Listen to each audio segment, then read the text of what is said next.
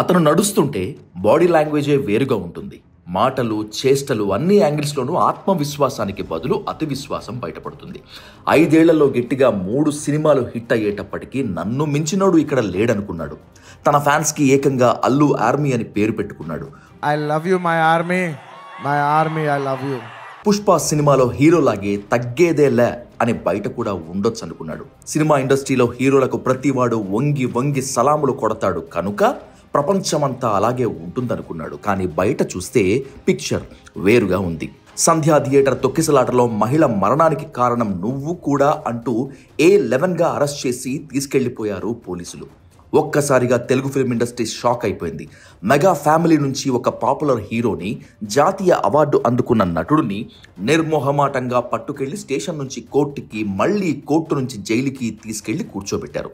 ఇండస్ట్రీలో నేను తోపుని, డాన్స్లో నన్ను మించినోడే లేడు, నేషనల్ అవార్డు వస్తుందని నాకు ముందే తెలుసు, నా ఫంక్షన్కి ఎవ్వడూ రానక్కర్లేదు, నాకు నేనే చీఫ్ గెస్ట్, ఇలాంటి బడాయి కబుర్లతో చెలరేగిపోయిన అల్లు అర్జున్ ప్రజాస్వామ్యం ఎలా ఉంటుందో చూశాడు.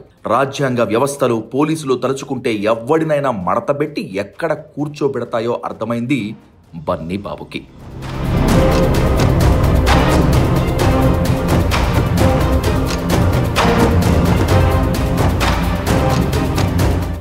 నా ఫ్యాన్స్ అంటే నాకు పిచ్చబ్బా, వాళ్లే నా ఆర్మీ. ఎవరికైనా ఫ్యాన్స్ ఉంటారు, నాకు మాత్రం ఆర్మీ ఉంది. వాళ్లే అల్లు ఆర్మీ అని ప్రగల్భాలు పలికిన అల్లు అర్జున్ని అరెస్ట్ చేసి లోపల వేస్తే అల్లు ఆర్మీలో ఒక్కడంటే ఒక్కడు కూడా బయటికి రాలేదు. ఆత్మహత్యలు జరగలేదు. కిరసనాయల డబ్బాలు పట్టుకుని ఎవ్వడూ పరుగులు పెట్టలేదు. ధర్నాలు, ఉద్యమాల ఊసేలేదు. చివరికి అల్లు అర్జున్కి తన ఆర్మీ పవర్ ఏంటో అర్థమైంది. నువ్వేమైనా సరిహద్దుల్లో కాపలా కాసే సైనికుడివా నీకు గౌరవం ఇవ్వటానికి? ఆఫ్టర్ ఆల్ ఓ సినిమా యాక్టర్వి, సినిమాలు తీసి డబ్బులు సంపాదించుకునేవాడివి. రాజ్యాంగం ముందు సెలబ్రిటీ అయినా, ఒక పొలిటికల్ లీడర్ అయినా కూడా ఒకటే, అందరూ సామాన్యులే. ఓ మహిళ చావుకి నువ్వు కారణమయ్యావని నిన్ను లోపల వేశాను అని చీఫ్ మినిస్టర్ రేవంత్ రెడ్డి మొహం మీద కొట్టినట్లు చెప్తుంటే మన ఐకాన్ స్టార్ వెనకున్నోళ్లంతా ముఖంలో నెత్తురు చుక్క లేకుండా చూస్తూ ఉండిపోయారు. ఇప్పుడు అందరికీ అర్థమైంది అల్లు అర్జున్ ఫైర్ కాదు, ఫ్లవరేనని. అల్లు అర్జున్ మాత్రమే కాదు, ప్రజాస్వామ్యంలో తాను ఫైర్ అనుకునేవాడు ఎవరైనా ఫ్లవరే.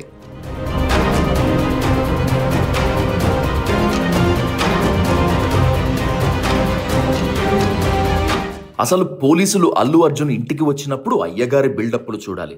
బెడ్రూమ్లోకి డైరెక్ట్గా వచ్చేస్తారా? బయటకు పోండి, డ్రెస్ చేంజ్ చేసుకుని వచ్చే వరకు ఆగలేరా అంటూ పోలీసులతో ఆర్గ్యుమెంట్ పెట్టుకున్నాడు ఫ్లవర్ స్టార్.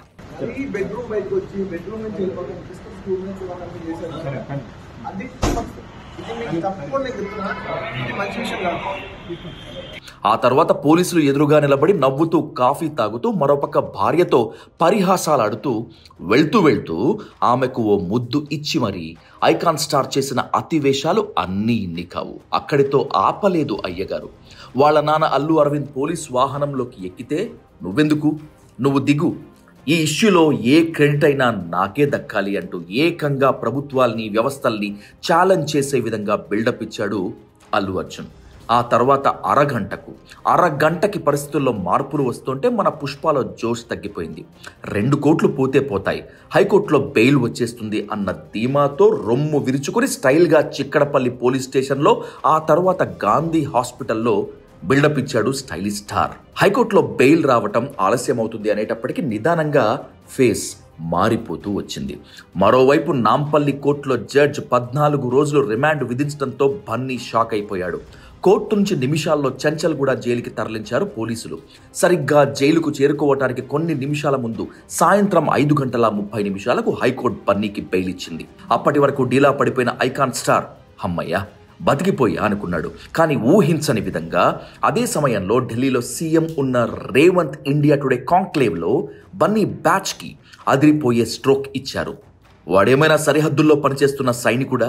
సినిమా తీసి డబ్బులు సంపాదించేవాడు. ఓపెన్ టాప్ కారులో అందరికీ చేతులు ఊపి నానా యాగి చేయటం వల్లే సంధ్యా థియేటర్ వద్ద తొక్కిసలాట జరిగి మహిళ చనిపోయింది. ఆమె కొడుకు చావు బతుకుల మధ్య ఉన్నాడు. దీనికి బాధ్యులైన ఎవరినైనా లోపల వేస్తామంటూ రేవంత్ రివర్స్ అటాక్ చేసేటప్పటికి పిక్చర్ మారిపోయింది.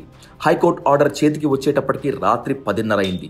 దీంతో జైలు అధికారులు నిబంధనలకు వ్యతిరేకంగా ఆ సమయంలో అల్లు అర్జున్ని రిలీజ్ చేయలేమంటూ నిక్కచ్చిగా చెప్పేశారు.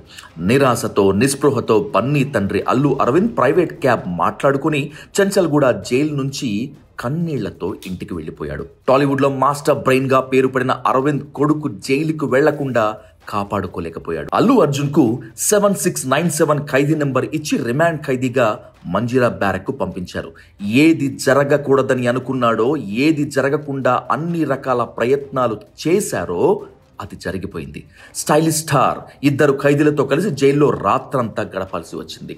గంటలో కోట్ల రూపాయలు ఖర్చు పెట్టి హైకోర్టు ఆర్డర్ తెచ్చినా ఫలితం లేకుండా పోయింది. పుష్ప ఒక్కరోజు చెంచల్గూడ అనే జైల్లో ఉన్నాడు అని ముద్ర పడిపోయింది. పుష్ప 2లో డబ్బులు ఇచ్చి పోలీస్ స్టేషన్ కొనేసినట్లు రియల్ లైఫ్లో పోలీస్ స్టేషన్ని, కోర్టులని, జైల్ని కొనలేకపోయాడు అల్లు అర్జున్. రాత్రంతా కరడు కట్టిన ఖైదీల మధ్య రిమాండ్ ఖైదీగా కాలం గడపాల్సి వచ్చింది. 7697 నెంబర్తో జీవితాంతం కేసులో నిందితుడిగా ఉండాల్సి వచ్చింది. చివరికి తెల్లవారగానే జైలు వెనక డోర్ ద్వారా ఇంటికి చేరుకున్నాడు బన్నీ. జీవితంలో ఎక్కడికైతే రాకూడదనుకుంటామో అక్కడ ఓ భయంకరమైన రాత్రి గడిపాడు బన్నీ. ఫ్లవర్ అనుకుంటున్నారా? నేను ఫైర్ని అని చెప్పిన అంత తేలిక కాదని ఇప్పుడు అర్థమైంది బన్నీకి.